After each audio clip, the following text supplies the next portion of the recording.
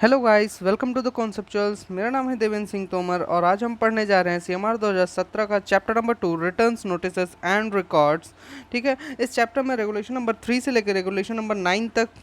दिया हुआ है। जो कि पहला रेगुलेशन है रेगुलेशन नंबर 3 उसका, और वो है नोटिस ऑफ ओपनिंग। ठीक है, नोटिस ऑफ ओपनिंग मतलब कि अगर आपको कोई भी माइनिंग ऑपरेशन स्टार्ट करना है, ठीक है, तो उसमें ये कहता है कि माइंस एक्ट 1952 के सेक्शन नंबर 16 के अकॉर्डिंग आपको एक फॉर्म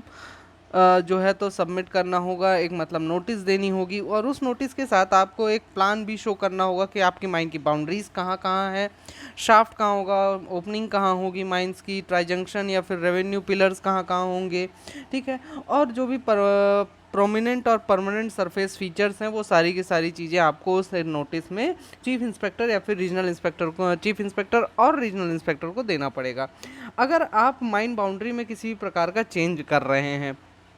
तो उसमें ये मतलब कि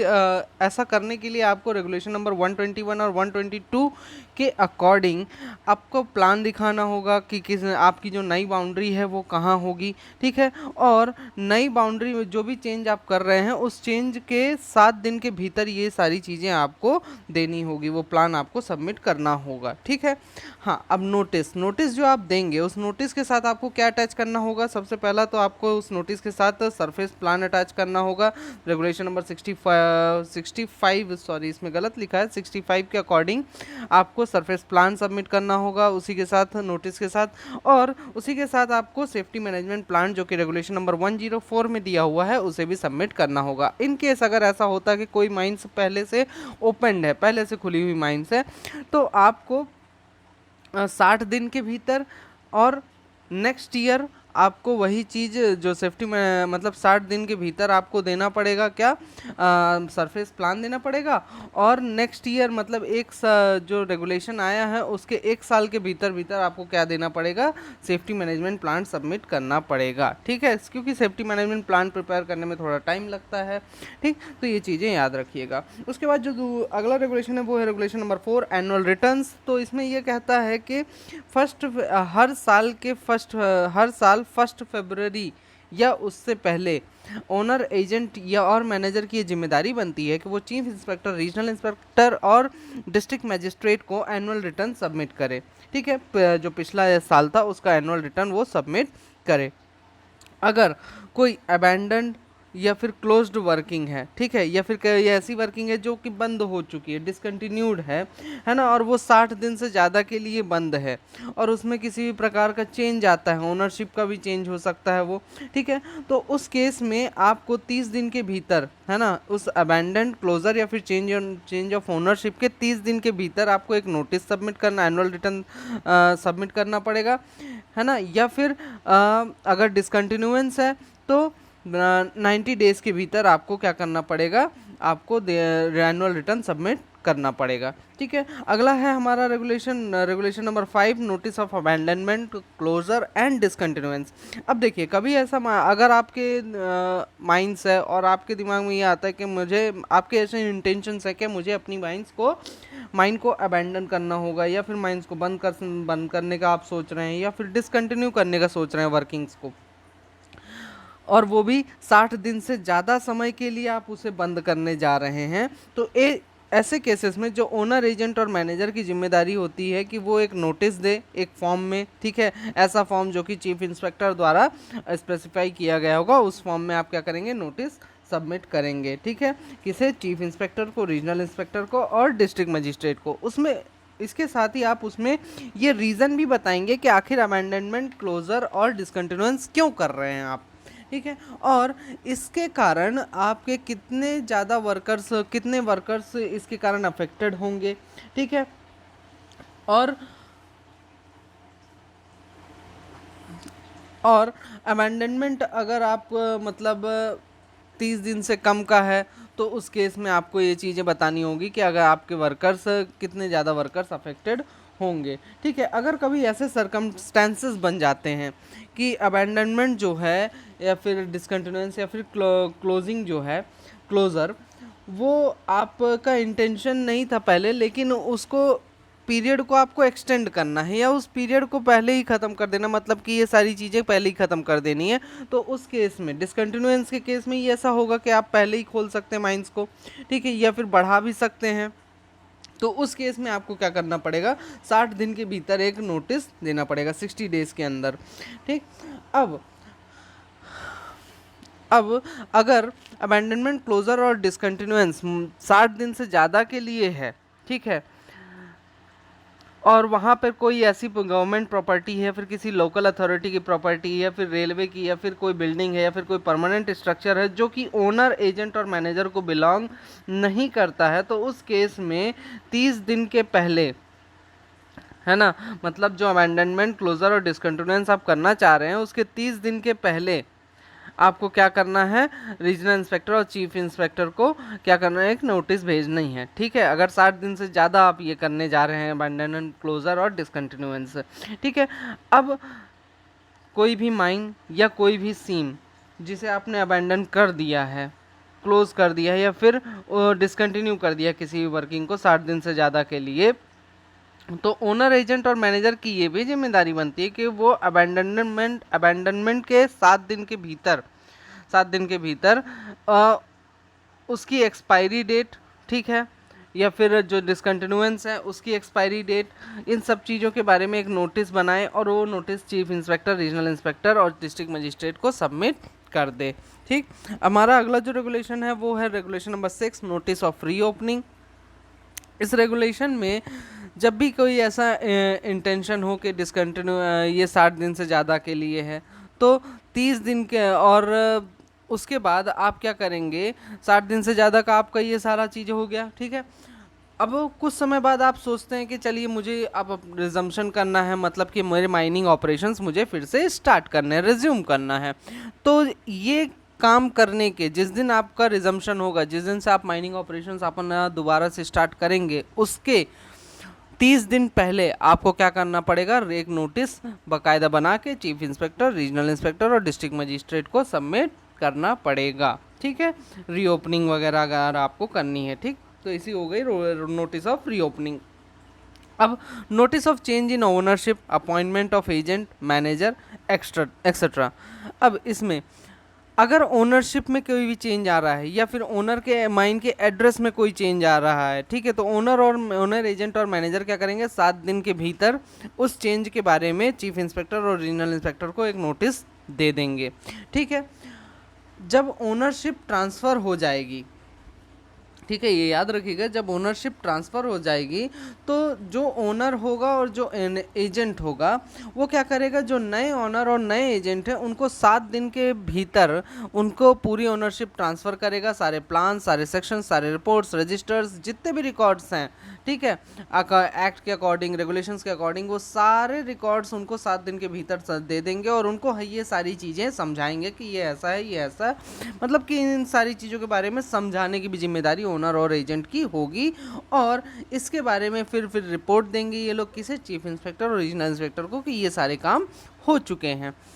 अब जब कभी भी कोई अपॉइंटमेंट होता है किसी सॉरी किसी agent, manager, engineer, surveyor, ventilation officer, safety officer, assistant manager, और when the employment of any such person is terminated, या फिर कभी ऐसा हो कि किसी पर्सन का, किसी एम्प्लॉय का जो एम्प्लॉयमेंट है वो टर्मिनेट कर दिया गया, उसे नौकरी से निकाल दिया गया है, या फिर वो खुद ही अपने से नौकरी छोड़ देता है, या फिर एजेंट के एड्रेस में कोई चेंज आता है, मैनेजर के एड्रेस में कोई चेंज आता है, या तो उस केस में क्या होगा, तो कि ओनर, एजेंट और मैनेजर 7 दिन के भीतर, मतलब अगर किसी का अपॉइंटमेंट करते हैं तो उसके 7 दिन के भीतर क्या करेंगे, एक नोटिस देंगे, या फिर टर्मिनेशन हो रहा है तो उसका नोटिस देंगे, या फिर कोई चेंज हो रहा है तो उसका नोटिस देंगे, किसे, चीफ इंस्पेक्टर और रीजनल इंस्पेक्टर को। जो ऑनर होगा माइन का, वो चीफ इंस्पेक्टर को राइटिंग में क्या करेगा, चीफ इंस्पेक्टर और रीजनल इंस्पेक्टर को राइटिंग में एक स्टेटमेंट देगा जिसमें कि नेम और डेजिग्नेशन होगा हर एक पर्सन का जो कि ऑथराइज्ड है ना, ऑनर के बिहाफ में काम करने के लिए, या फिर मैनेजमेंट के लिए, या फिर कंट्रोल करने के लिए, या फिर सुपरविजन के लिए, या फिर डायरेक्शन के लिए माइंस के। तो वो क्या करेगा, उसके एक नोटिस प्रिपेयर करेगा और एक स्टेटमेंट उसके साथ में अटैच करेगा और ये सारी डिटेल्स देगा कि हाँ मेरी जो माइंस है उस माइन मेरी जो माइंस ओपन हुई है उस माइंस में मैंने क्या किया, मेरे कितने वर्कर्स हैं, उनके डेजिग्नेशन क्या, उनके नाम क्या है, किस काम में वो हैं, ये सारी डिटेल्स वो क्या करेगा चीफ इंस्पेक्टर और रीजनल इंस्पेक्टर को सबमिट करेगा। अगर कोई डेंजर अकर होता है, ठीक है, तो उसके लिए रेगुलेशन नंबर 8 है हमारा नोटिस ऑफ डेंजरस अकरेंस और एक्सीडेंट। ठीक है, कोई भी डेंजर आ गया या फिर कोई भी एक्सीडेंट हुआ तो उसके लिए भी आपको एक नोटिस प्रिपेयर करना होगा। अब कोई भी डेंजर माइन के अंदर अगर अकर होता है, ठीक है, अब देखो ये दो टाइप के हो सकते हैं। एक तो कोई एक्सीडेंट हो सकता है जिसके कारण लॉस ऑफ लाइफ हो सकता है या फिर सीरियस बॉडीली इंजरी हो सकती है, ठीक है, किसी भी माइनिंग ऑपरेशन के कारण। या फिर ये भी हो सकता है ऐसा कोई इवेंट हो जिसमें ये पोटेंशियल हो कि वो किसी भी पर्सन को इंजरी पहुंचा सकता है ना। मतलब एक तो डेंजर अकर हो चुका, उसके कारण कोई मर गया या फिर किसी की बॉडी का कोई पार्ट कट गया, कुछ भी हो गया माइनिंग ऑपरेशन कारण। या फिर एक केस ये बनता है कि आपको पता है कि इस काम को करने में डेंजर है, डेंजर हो सकता है, नुकसान हो सकता है किसी को, है ना, कोई पर्सन इंजर हो सकता है। अब वो कैसे हो सकते हैं, वो कौन कौन से डेंजर्स ऐसे हैं, आइडेंटिफिएबल, मतलब कि ऐसे डेंजर जिन्हें आप आइडेंटिफाई कर सकते हैं बेसिकली कि हाँ इससे हमें हमारे जो वर्कर्स हैं या फिर एम्प्लॉय हैं उन्हें नुकसान पहुंच सकता है ना। अब उन आइडेंटिफिएबल डेंजर्स में किसको रखा गया है, जैसे एक्सप्लोजन हो गया, है ना, आप देख सकते हैं सारे पॉइंट्स, एक्सप्लोजन हो गया, इग्निशन हो गया, है ना, इसके कारण डेंजर तो ये आप आइडेंटिफाई कर ही सकते हैं कि एक्सप्लोजन अगर हो जाएगा तो नुकसान तो होगा ही, है ना। तो आप क्या करते हैं, पहले से ही अगर आप एक्सप्लोजन करने जाते हैं तो आप पहले से ही सबको एक सेफ पोजीशन पे ले जाकर खड़ा कर देते हैं। तो ये हमें पता होता है कि ऐसे ये डेंजर है, ठीक है, तो इस केस में हम अलग सेफ्टी प्रिकॉशंस लेते हैं। तो उसकी बात कर रहा है। या फिर स्पॉन्टेनियस हीटिंग होगा, फायर आउटब्रेक हो सकता है, स्मोक हो सकता है, उसके कारण डेंजर होता है माइंस में, ठीक है। तो इस टाइप से ये बहुत सारे मैंने आपको लिख के दे दिए हैं, है ना। अब केजेस में ओवर वाइंडिंग हो सकता है, प्रेशर हो सकता है, प्रेशर के कारण कंप्रेस्ड एयर प्रेशर का कंप्रेसर बेसिकली, उसके कारण भी डेंजर हो सकता है ना। अगर ओपन कास्ट वर्किंग की बात करें तो ओपन कास्ट वर्किंग में जो डंप की साइड्स होती हैं, साइड वाला पोर्शन होता है, वो कभी कभार कोलैप्स कर जाता है, डंप फेल कर जाता है, तो उनके कोलैप्स होने के कारण भी डेंजर होता है, ठीक है। माइंस में अगर कोई स्पार्क जनरेट हो गया तो स्पार्क जनरेट होने से क्या होगा कि वहाँ पर आग लग सकती है, अगर अंडरग्राउंड माइंस है तो आग लग सकती है, ठीक है। तो ऐसे केसेस में क्या होगा कि अगर डेंजर कोई भी हुआ और इन आइडेंटिफिएबल डेंजर्स के अकर होने पर किसी को भी कुछ नुकसान पहुंचा नहीं पहुंचा, अगर अकर हुए तो आपको 24 घंटे के भीतर एक नोटिस देना होगा किसे, चीफ इंस्पेक्टर और रीजनल इंस्पेक्टर और डिस्ट्रिक्ट मजिस्ट्रेट को, ठीक है, ताकि क्या हो सके। अब ये आप पहले तो आप नोटिस तो देंगे, लेकिन सबसे पहले नोटिस इतनी जल्दी तो पहुंचेगा नहीं, तो आप ये फैक्स के थ्रू भी दे सकते हैं, मेल के थ्रू भी दे सकते हैं, और टेलीफोन के थ्रू आप इन्हें क्या कर सकते हैं, इन्फॉर्म कर सकते हैं। सबसे पहले तो ओनर, एजेंट और मैनेजर की जिम्मेदारी बनती है कि अगर कोई इनके कारण जल गया है, कुछ हो गया है, मतलब कोई स्पार्क हुआ उसके कारण जल गया, किसी को नुकसान हो गया, तो सबसे पहले तो ओनर, एजेंट और मैनेजर की जिम्मेदारी होगी कि वो रीजनल इंस्पेक्टर को तुरंत ही इन्फॉर्म करे, चाहे टेलीफोन के थ्रू, फैक्स के थ्रू या ईमेल के थ्रू या फिर कोई भी अदर स्पेशल मैसेंजर के थ्रू। और 24 घंटे के भीतर नोटिस जो है तो किसे दे, चीफ इंस्पेक्टर को, रीजनल इंस्पेक्टर को,